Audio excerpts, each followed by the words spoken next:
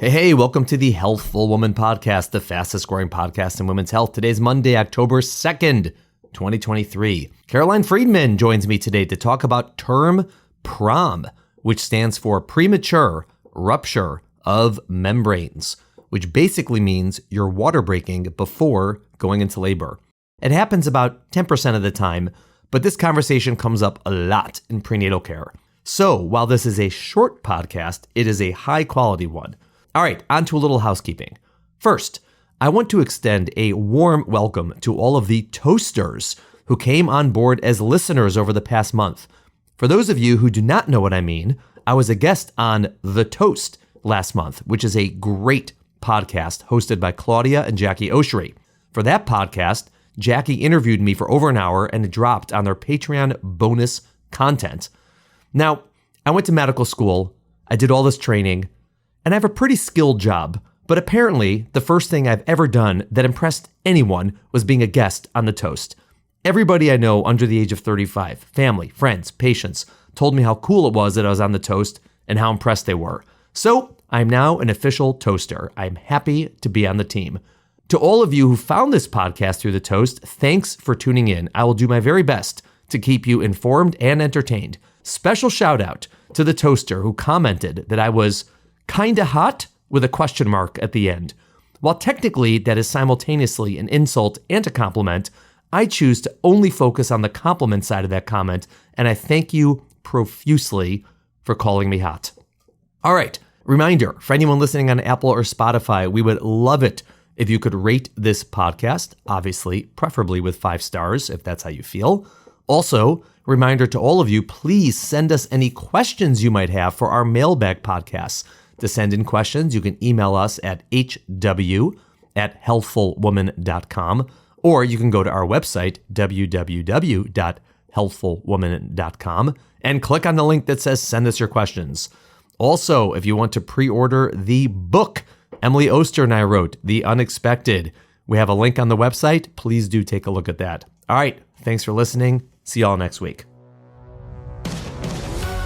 Welcome to today's episode of Healthful Woman, a podcast designed to explore topics in women's health at all stages of life.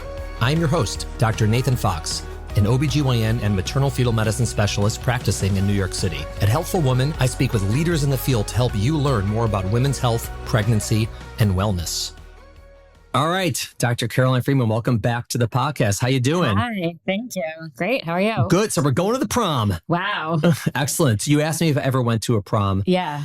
So they don't really have proms in Jewish day schools so much. We had events that were prom-like, meaning we had a formal that people got dressed up for, and people did, not everybody, but frequently people did pair up as a date and go, but a lot of people didn't. Yeah. But there wasn't any formal couple events. There was no dancing or anything. There was no prom king and queen. It's basically just like a formal dinner with some sort of entertainment. What about you? Dancing? Their music? So the Jewish schools are not big on the mixed dancing. Yeah. It's a big taboo in the religious Jewish circles. And so they didn't have it. Sometimes there was rogue dance events afterwards that caused some strife between the students and the faculty. But, it's all part of growing up. So I guess sort of yes, sort of no. What about you? Yeah, I went to a prom or a few. Corsage, the whole thing? Mm-hmm. We had corsages for ours. Yeah, we had junior prom, we had senior prom. My senior prom was actually on one of those princess cruise lines around the city. Oh my God. I know. I don't ever want to go on those because you're trapped. But that was the point. You they can't were trying get to out. trap us so kids couldn't get into trouble. Oh, because was that before the day of pre-gaming? I don't know. I wasn't drinking then. Other people were, I'm sure. Yeah, you seem to be like a rule follower. Jersey, so we were. Yes, I was a rule follower. Yeah. Mom, are you listening? I was definitely a rule follower. I think probably most of us were. That's why we're doing what we're doing now. Yeah, we are lame. Okay, take it. It was fun though. Good music. All right, that's cool. Very nice. Yeah, it's a similar thing. My kids saying they go to schools and there's not supposed to be prom. There's sometimes a rogue prom, or there's a prom where it's like supervised prom. It's an interesting world that we have it. But that's not the kind of prom we're talking about. That's a preamble. This is our new prom that we deal with. Right. So Our PROM is a nice acronym for premature rupture of membranes. Right. So what does that mean? Yeah. So basically, when you break your water, that's the colloquial term for rupture of membranes. Yeah. So we talk about membranes being basically the bag that's holding all the fluid around the baby inside the uterus. And when people say, oh, their water broke, basically that means that a hole has developed in this sac or this bag.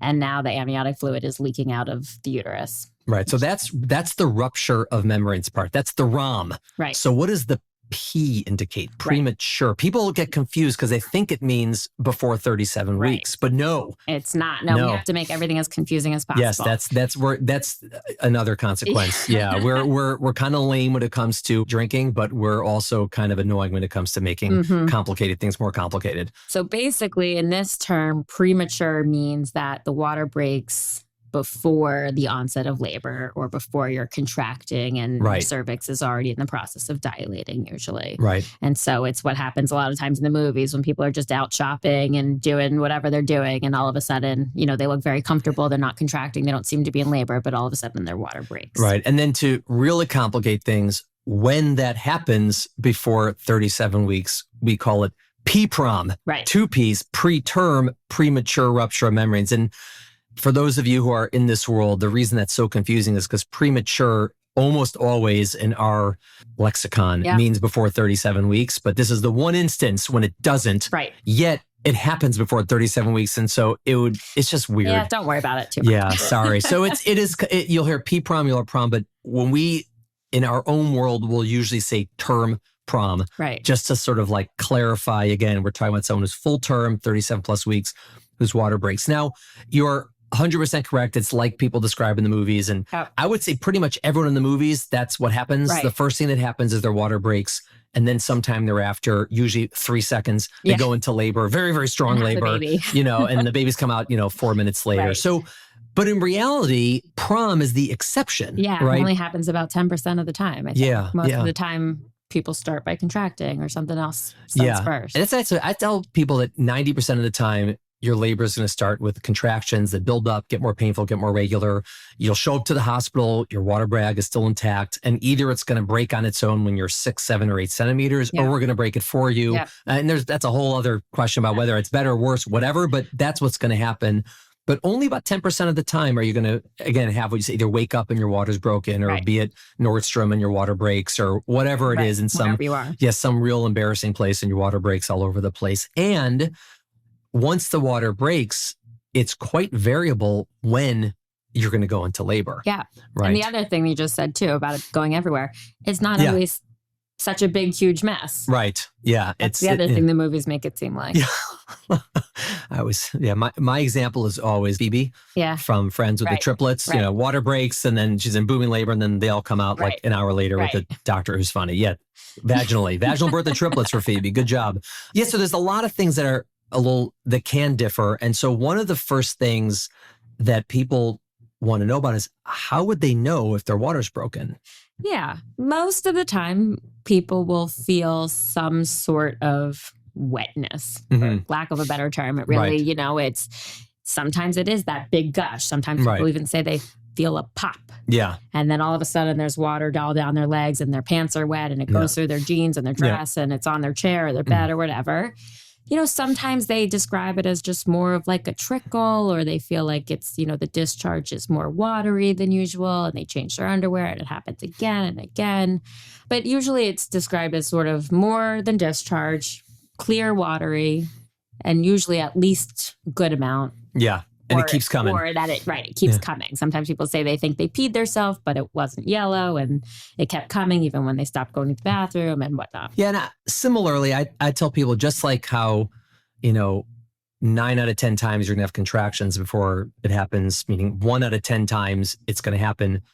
Probably about 9 out of 10 times it's obvious. Right. Meaning if I'm on call and someone calls me 2 a.m. and tells me their story, most of the time it's like, yeah, your water's broken. Right. Like, it, I know it, everyone knows it. Come on in. Right. But 1 out of 10 times it's it's a little bit trickle. It's a little more than usual. I'm not sure. Maybe I peed a little bit, which happens in the pregnancy because the baby's sitting on your bladder. You know, a little bit of urine can come out for that wouldn't normally happen. And so in those times that it's confusing and it's not obvious, what would you do? So it's 2 a.m, someone calls you and it's sort of not clear what's going on. Yeah. I mean, how could someone maybe determine at home? At home, I would say, why don't, assuming everything else is fine, you're not bleeding, you're feeling the baby moving, all those good things, I would say, put on a pad, in your underwear, stand up, walk around, do a few laps around your house, your apartment, wherever you are, and see if the pad gets wet and if you're noticing continued trickling. Yeah. And if you don't have, another drop of anything, go back to bed and we'll see you in the morning. Yeah. Or call back if anything changes. Yeah. But most of the time, if the water's really broken, then they'll call back and say, oh, yeah. Yeah. It happened again. At that point, I say, come on in. Yeah. And what's going on. We're going to talk about why we tell people to come on in. But before that, if someone is unsure that their water's broken and we're unsure that the water's broken, what can we do, not over the phone, like you just mentioned, but in person, either in the office or in the hospital, to really get a sense of whether someone's water's broken or not? Yeah, basically on exam, we have to do, a vaginal exam with one of those lovely speculum that we use. We can look with our eyeballs, and a lot of times we can just see the amniotic fluid sitting in the top of the vagina. Sometimes we might ask you to cough or bear down a little bit so we can see it coming out, and it looks very different than regular discharge, or, what was normally there. And we do this all the time, so it's pretty clear to us. Yeah. Amniotic fluid also has a different pH than what is typically in the vagina. So we can do a pH test called the nitrazine test, which will tell us. Yeah. We can spread some of the fluid on a slide and look under the microscope and see certain characteristics or features that we would expect to see in amniotic fluid as opposed to normal vaginal secretions or discharge. Yeah. It's interesting. The first one where you see it in the back of the vagina, we call that the pool test. Pool test. Because it's pooling in there, so that the listener may not, but we hear like the students, the residents say, there's pooling or positive pool or something like that. So that's pretty clear. The second one we call nitrazine because that's the name of the substance that, changes pH based on the fluid that goes on, or changes color based on the pH of the fluid. Right. And then the third, which is really, it's such a nice thing to show a med student, 3 a.m, we call it the fern test. Yeah. Because when it dries and crystallizes, it looks like these fern trees. It's actually very pretty. It's beautiful. Pretty. Yeah. It's interesting. It crystallizes. And so those things we use, and it's rare that I need to do all 3 tests to figure out if someone's water's broken. Sometimes, and again, when you're training a residency, you always do all 3 because you're learning and you're trying to be 100%. But usually before the exam, but then if you have to do it, it's pretty clear what's going on. There is a commercial test out there called AmniSure, which is basically like an antibody test or something that's just an amniotic fluid. Interesting fact, I know the guy who developed that company, sold it for a boatload of money. Great job. We don't use that as much full term. It's really, it's much more useful like preterm when the stakes are really high in terms of figuring this out. It can be used at term, but it's not a routine test. Yeah. We don't personally routinely use it. There are some, I don't know if they are commercially available or they might become commercially available where people can check at home. And I think it's using this technology. I've never seen anyone use it or use it myself, so I have no idea what the availability is of that product. But that's what we do in the hospital. Okay, so let's say we're highly confident someone broke their water on the phone, or they're come to the office, go to the hospital, and we think their water is broken. You mentioned before, we're going to have you come in, right? So I agree with that. That's what I do as well. But let's talk about that. Yeah. So there's 2 options, and people ask a lot, why am I doing this versus this? And one option is if the water's broken, we consider it like labor, come to the hospital, and we're going to evaluate you and sort of, if you're not by then in labor, push you into labor. Whether you call that an induction or an augmentation is semantics, because it's not truly an induction because a process has started, okay? Versus stay at home, wait until you go into labor, and then once you're in labor, or again, if something changes, you start bleeding, you have a fever, whatever, come in then. So those are the 2 options. Yep.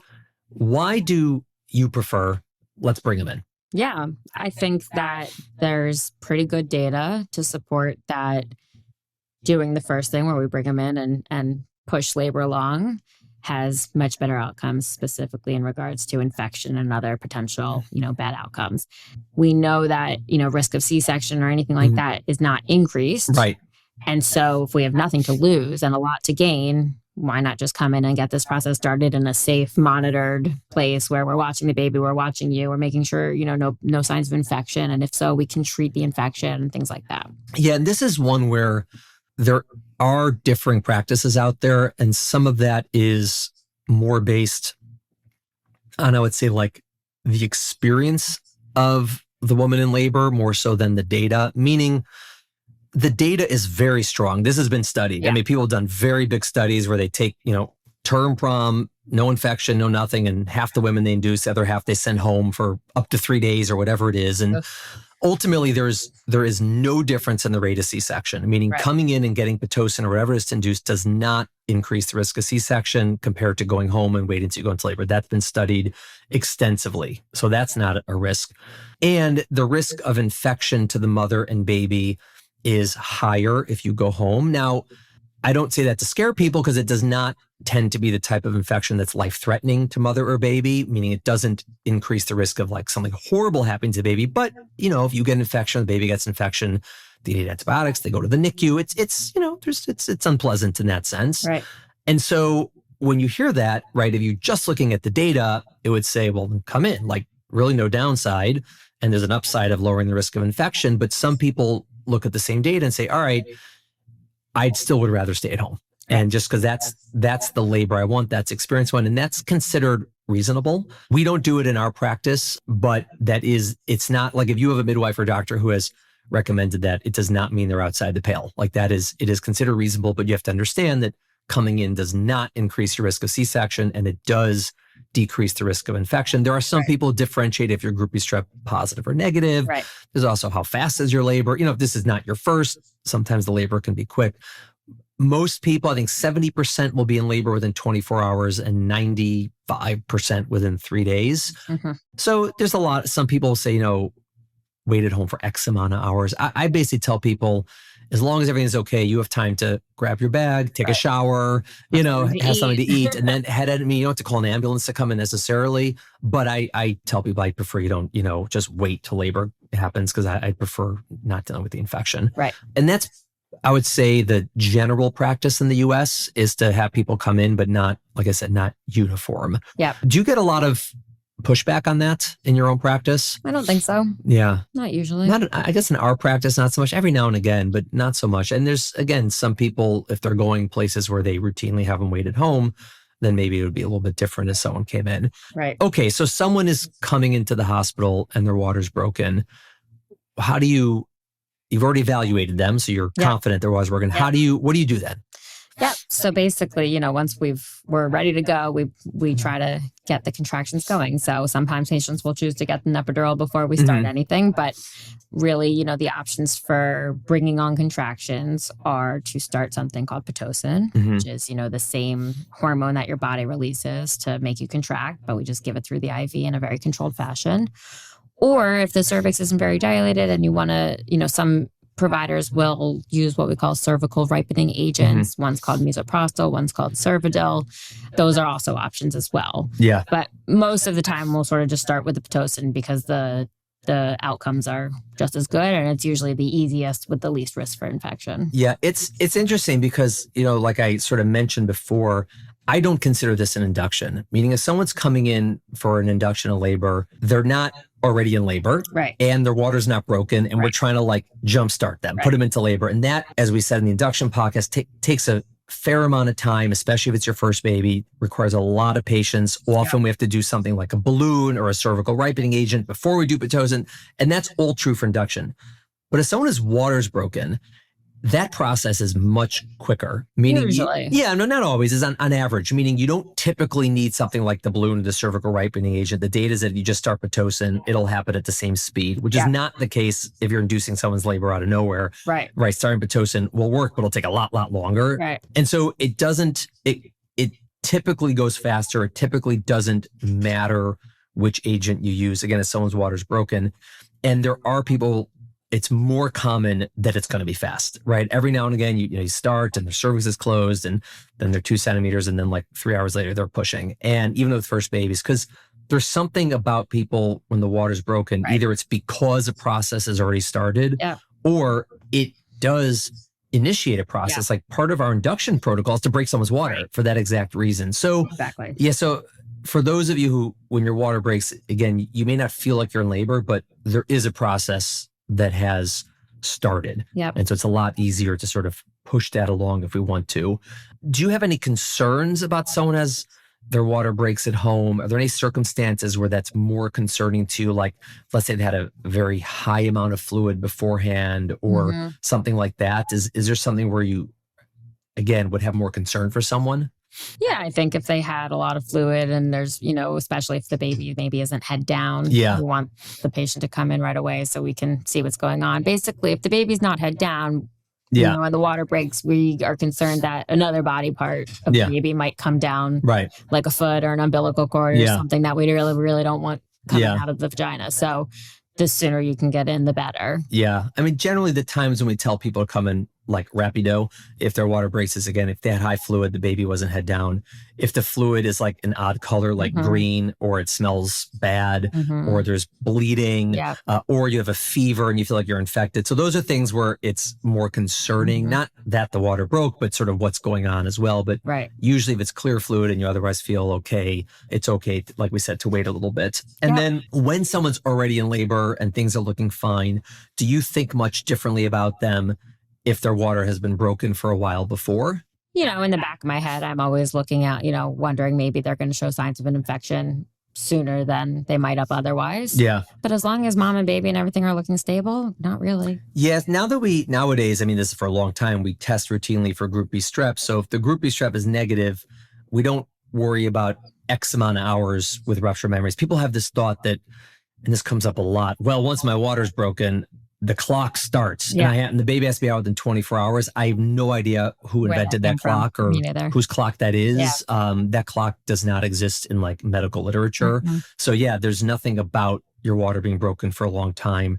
It increases the risk of an infection, but it's not something that means you have an infection or we have to do anything about. We just sort of watch and wait. Now, if someone has a history of it happening in last pregnancy, and they ask you, is it going to happen to me again in this next pregnancy? What would you say? Pregnancy number 2. I don't think so. 10% chance. Yeah, I see just as many people who it does happen to again as it doesn't. I don't know what the data is on that, whether there is a higher risk of it happening or it happened to my mother every time, it happens to my sister. I don't think so. I think we don't really understand why labor starts or why someone's water breaks. Usually it does not seem to be from activity or for anything like that. We really just don't. We just don't know. There's so much we don't know. No, I know. It's very sad. Frustrating, I know. All right. Good stuff. All right. Term prom. That was a brief podcast, but an important one. Yeah. This was my first prom. Thanks for letting me take you to the prom, or thanks for taking me to the prom, I guess. My pleasure. Anytime. Good times. Thank you for listening to the Healthful Woman podcast.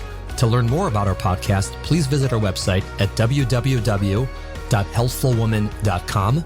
That's HEALTHFULWOMAN.com. If you have any questions about this podcast or any other topic you would like us to address, please feel free to email us at hw@healthfulwoman.com. Have a great day. The information discussed in Healthful Woman is intended for educational uses only and does not replace medical care from your physician. Healthful Woman is meant to expand your knowledge of women's health and does not replace ongoing care from your regular physician or gynecologist. We encourage you to speak with your doctor about specific diagnoses and treatment options for an effective treatment plan.